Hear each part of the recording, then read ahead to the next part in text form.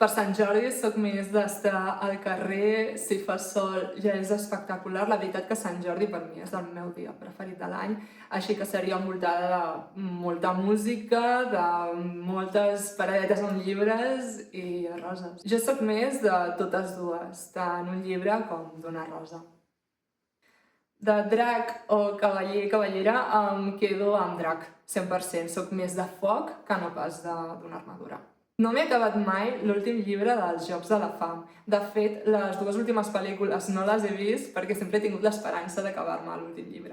Us recomano aquest llibre, Nascuda de Venus. És un llibre que tracta sobre art, hi ha també una història d'amor, hi ha molt de misteri, a més és 100% fidel a la realitat històricament, així que és un 10 de 10. I de música us recomano ABBA. ABBA, sempre ABBA. És un grup que sempre l'estic escoltant, a part d'altres descobriments, però no hi ha cap altre grup que no us pugui recomanar que no sigui ABBA.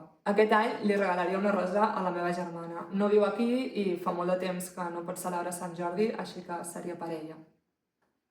El meu lloc preferit per viure un 23 d'abril, sens dubte, és acompanyada d'aquelles persones que estimo, poder tenir una estoneta per llegir un llibre, important, però també poder estar al carrer amb el caliu que hi ha aquell dia i acompanyada, per suposat, d'aquelles persones que sempre estan al meu costat.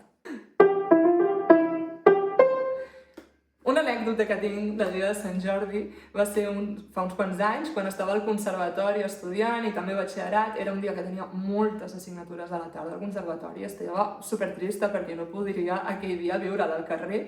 I justament una de les assignatures el professor es va posar malalt i vam tenir una hora lliure. Llavors el conservatori quedava just al costat d'un lloc on hi ha molta fira i vam estar una horeta menjant un gelat especial de Sant Jordi, mirant molts llibres, va ser molt xulo i el recordo amb molta estima aquell dia.